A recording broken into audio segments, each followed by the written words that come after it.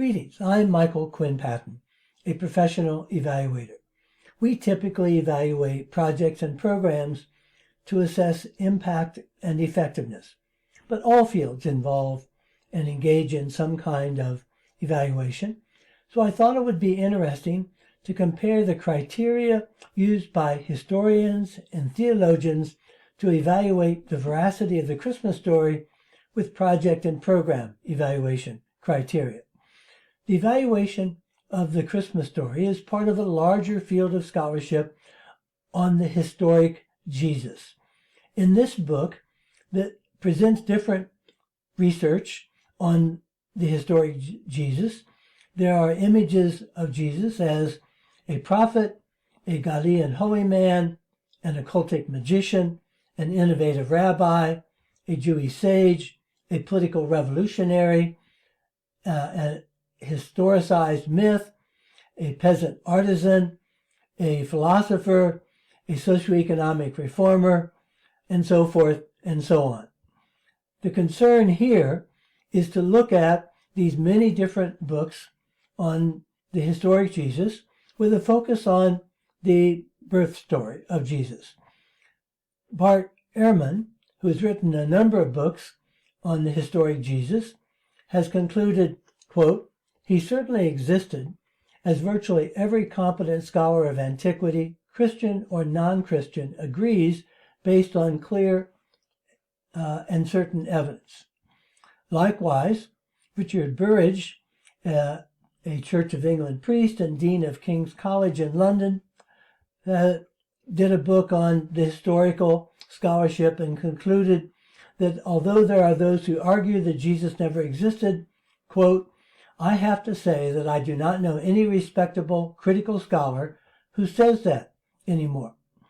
And so the existence of Jesus is less in doubt than some of the details about the birth. And the devil, in a way, is in those details.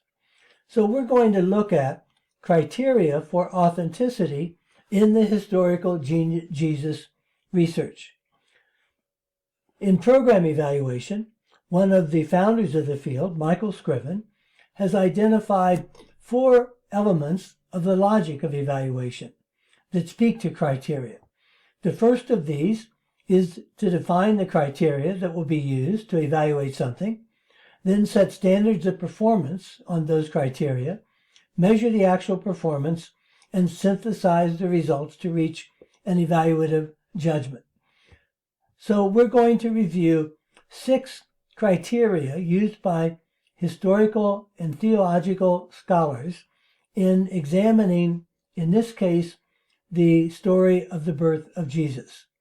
The Christmas story is told in 2 chapters of the New Testament, the Matthew Gospel and the Gospel according to Luke.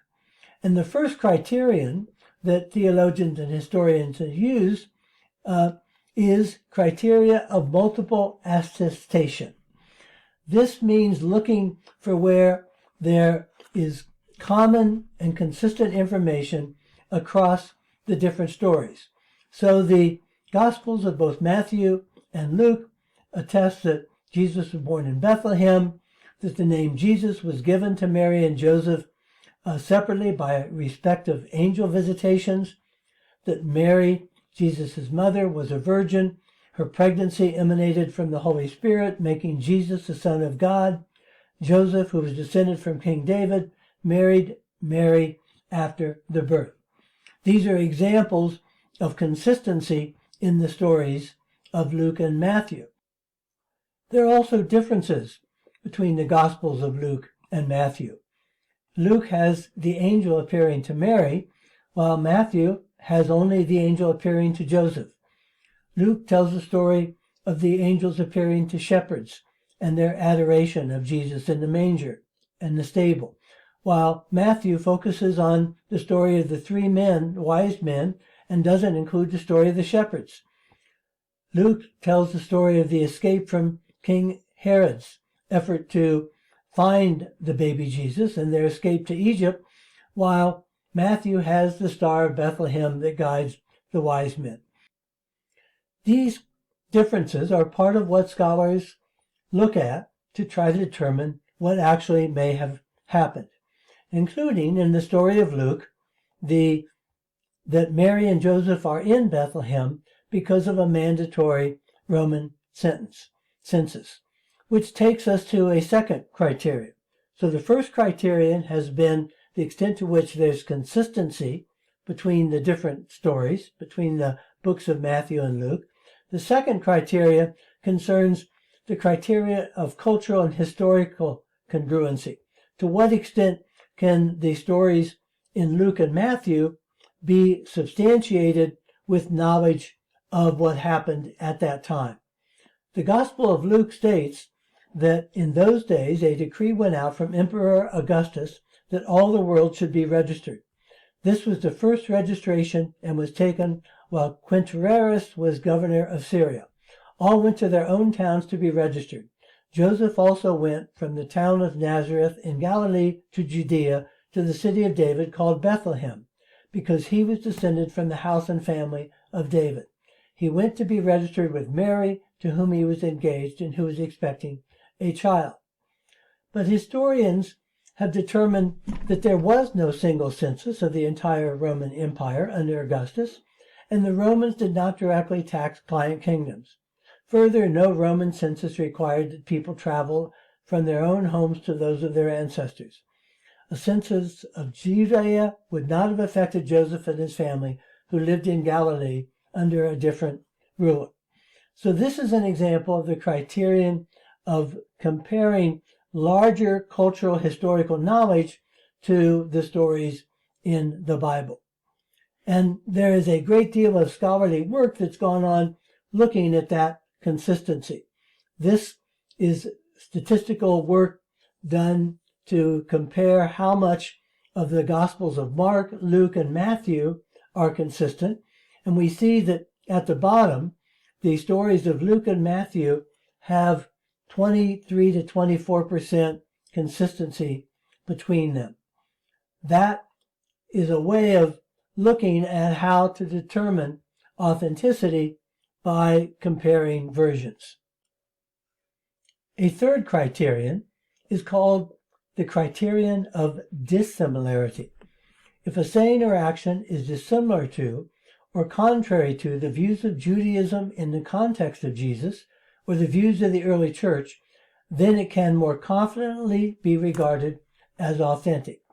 The logic here is that when something gets reported that breaks with traditional ways of seeing the world, we ought to give that dissimilarity more weight as authentic because it stands out. With regard to the story of the birth of Jesus, then, Judaism regards the worship of a person as a form of idolatry. Therefore, considering Jesus a deity would be forbidden according to Judaism. Moreover, the coming of a Jewish Messiah was to be associated with events that had not occurred at the time of Jesus, such as the rebuilding of the temple, a messianic age of peace, and the ingathering of Jews to their homeland. So the announcement of Jesus as the Messiah and as the King of the Jews, his birth would run counter to what would be expected in traditional Jewish teachings. And under the criterion of dissimilarity, that is viewed as increasing authenticity. A fourth and a very interesting criterion is a criterion of embarrassment. Embarrassing incidences would not be reported unless they were true. In telling a story to support Jesus as Messiah, there would be no reason to include clearly embarrassing content. The embarrassing content in question is from Matthew, where Matthew reports, "Now the birth of Jesus Christ took place in this way. When his mother Mary had been betrothed to Joseph, before they came together, she was found to be with child of the Holy Spirit, and her husband Joseph, being a just man and unwilling to put her to shame, resolved to send her away quietly." So Matthew is telling what would be a scandal emerging about Mary's pregnancy before they are married, and his intent to put her away after the birth. In fact, to divorce her. The passage goes on to say, however, that an angel of the Lord appeared to him in a dream, saying, Joseph, son of David, do not fear to take Mary your wife, for that which is conceived in her is of the Holy Spirit. And so this criterion, the historians suggest an authentic incident because it's not something you would ordinarily include given its embarrassing nature. A fifth criterion concerns the extent to which words or events reflect Jesus' Palestinian context, then they are more likely to be true. And this has to do with Aramaicisms, whether or not there are ways in which the story captures that culture and that language. Jesus probably learned and spoke Aramaic as his primary language, according to these historians. Hebrew served as the traditional language of the Jewish community, Aramaic served as the lingua franca of the Near East, and Greek served as the international lingua franca throughout the Mediterranean. To be more specific, Aramaic was probably dominant in the Galilee, Hebrew prevailed in Judea, and a multilingual situation characterized Jerusalem, Caesarea, and other large cities. And so the historians and theologians examine the life of Jesus, looking at the way in which his having learned and spoke Aramaic would have affected his teachings. The final criterion, introduced by Robert Price, is a criterion of analogy. He writes in a chapter in The Historic Jesus, which is the greatest commandment for historians? The first and greatest is the principle of analogy. How do we decide what probably did or probably did not happen in the past? When we are looking at the ancient account, we must judge it according to an analogy of our experience and that of our trustworthy contemporaries, people with observational skills, honest reporters, etc., hopefully evaluators included in that group, regardless of their philosophical or religious beliefs. There is no available alternative. Again, we weren't there and thus do not know that natural law always operated as it does now. But there is no particular reason not to think so, and unless we do, we have no criterion at all. We will be at the mercy of old stories of people turning lead into gold, turning into werewolves, using magic to win battles. If in our experience it takes a whole army to defeat an army, we will judge improbable any ancient tale that has a single man defeating an army. What else can we do? So we will judge an account improbable if it finds no analogy to current experience. Regarding the Gospels, for instance, this means that we will not reject out of hand stories in which Jesus heals the sick and casts out demons. We cannot do clinical follow-up cases in these cases, but we know that such scenes may be found in our world today, and so they do not present a stumbling block to historical Jesus research. The criterion of analogy. So basically, the historical scholarship around the authenticity of the life of Jesus, in particular the birth story, looks at multiple attestation, cultural and historical congruency, dissimilarity, embarrassment, Aramaic consistency, and the principle of analogy. How do these compare to our project and program evaluation, which is what I set out to discover and explore? Well, while biblical scholars call this multiple attestation, evaluation researchers call it triangulation. While biblical scholars look at cultural and historical congruency, evaluators look at contextualization. How does context affect findings? While biblical scholars look at dissimilarity, how much does something stand out as going against the tide, qualitative evaluators look at exceptions that prove the rule. What is consistent, what is not consistent, and what can we learn from each?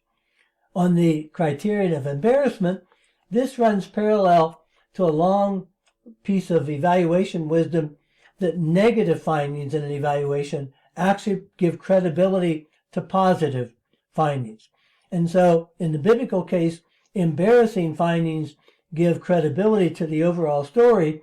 Reporting negative and embarrassing findings in project evaluation provide balance and give more credibility to the entire story. The Aramaic content of the stories and that emphasis is akin to culturally responsiveness in contemporary evaluation. And finally, the principle of analogy is a larger example of what we've come to call evaluative thinking. Thinking rigorously about what is likely to be true and not true, bringing critical thinking to bear on that, bringing reason and cognition to bear on what makes sense and what do our experiences and our knowledge of how the world works lead us to understand. So that's a review of criteria for evaluating the veracity of the Christmas story, comparing historical and theologic criteria to traditional project and program criteria. An exploration into the veracity of the Christmas story is not aimed at casting doubt on anyone's religious faith or belief. Indeed, interestingly, in the book on the historic Jesus, Richard Price opens his chapter by saying he has come through his inquiry to doubt the very existence of Jesus, and yet he remains a deeply faithful Christian because it is the Christian teachings he values, not the persona of Jesus himself. From an evaluative thinking perspective, making criteria explicit is one of the ways that we become more conscious of the basis on which we believe what we believe, know what we know, and make decisions about what is true and not true, to guide us in how we live our lives and in how we conduct evaluations. I'm Michael Quinn Patton, and this has been my exploration of criteria for evaluating the veracity of the Christmas story in comparison to criteria for project and program evaluation.